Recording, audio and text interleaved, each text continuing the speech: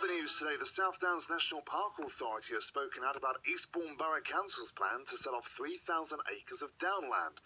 The authority's chief executive, Trevor Beattie, is urging the Borough Council to reconsider the sale, describing the land which lies within the national park as not just a local asset, but a national legacy.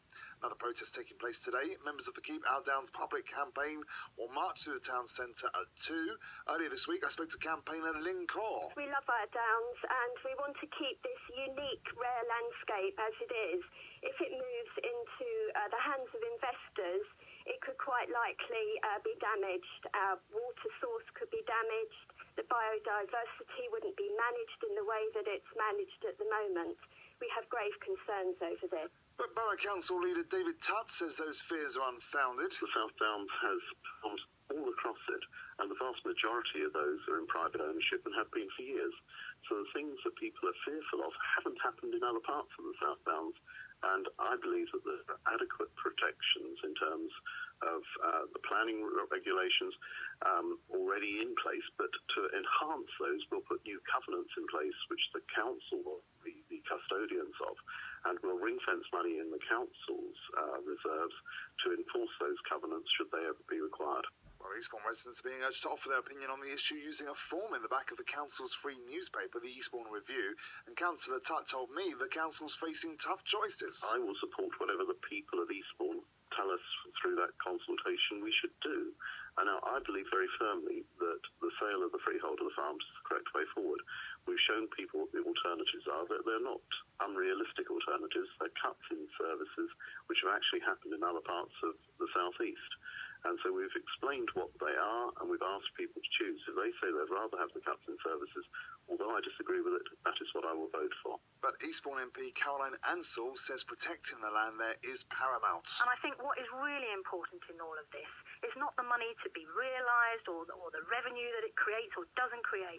What is really important is the protection of the downland. And that is where there are serious concerns. Will the covenants hold? Will they survive a sale and a resale? And I think the campaigners genuinely have questions there that really need to be answered. Well, listening to that is fellow Conservative MP Maria Caulfield, the MP for Lewis. She's on the line to me now. Good morning to you. Good morning.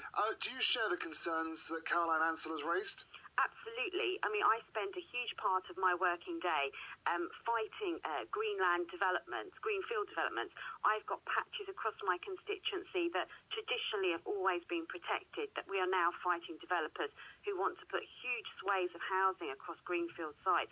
And Caroline is absolutely right. If these downlands are sold off, while there may be intentions to protect it, we cannot guarantee that in the future. And so once these are sold off, there is the risk of development on them further down the line. But says who? Because actually the assurances have been given, haven't they? Well, the assurances have been given by the Lib Dems in Eastbourne who want to sell these off. But actually, listening to the South Downs National Park, they too are concerned. Residents are concerned. There is a real fear of this. A few weeks ago, I had to join residents in Newark Parish Council when their neighbourhood plan was overturned. And that is a piece of planning rules that, is protected supposedly in law. But when push comes to shove, it can be overturned. And it only needs a challenge from a developer, and our downlands will start to be built on. Time after time, I am doing interviews on this radio station with district councils, borough councils, county councils, all telling me they are running out of money. And here's one example of a borough council leader saying, we're running out of money. This is a bigger issue, isn't it?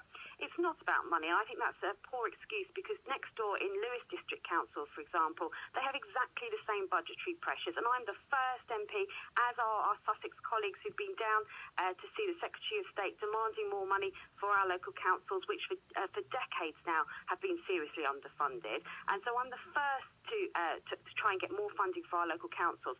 But selling off our heritage and our greenfield sites is not the answer. It's a poor excuse. But none of those choices of, if you're going to make some cuts, I mean, we had the example in Brighton this week, albeit a slight U-turn around the issue of cutting children's services. All of these cuts are unpalatable, and it's kind of choosing which is the least offensive. And you're upset by this choice, but equally other choices might be unpalatable as well.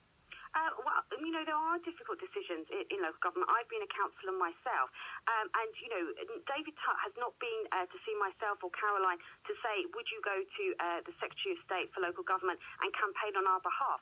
That's not true of Keith Glazier or Andy Smith in East Sussex and Lewis District Council, who sat round the table with all local MPs saying, we are struggling, we need more money, and we have gone and lobbied on their behalf. So, you know, if you are struggling, you know, I've been meeting with head teachers this week, and the schools funding, again, is putting pressure on our local schools. And I'm taking my head teachers up to meet the Minister so he can hear firsthand the difficulties.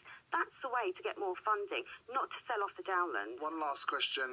David Tutt told me on this programme earlier in the week, he said, look, what will happen is we're not going to have a referendum, which was being asked by an opposition councillor, but what he said is, we've got this questionnaire, you can go to the copy of the Eastbourne Review. If there's more than one person in the household, have an extra copy, fill in that, and I will listen. And if more people tell me they don't want this to happen, then actually it won't happen. So does that reassure you? Not really. I mean, the Lib Dems nationally are ones who are always calling for second referendums on issues, but on this issue, when they're scared of the actual answer, they don't want a local referendum. You know, my constituents in Polegate, Easting, Seaford will be affected by the sale of this downland, who will be impacted if housing is built on that green space. And so it's not just enough to put it in the back of a magazine and hope no one sees it. All right, Maria Caulfield, have a good weekend. Thank you. Thank you. Good to speak to you this morning, 8:19.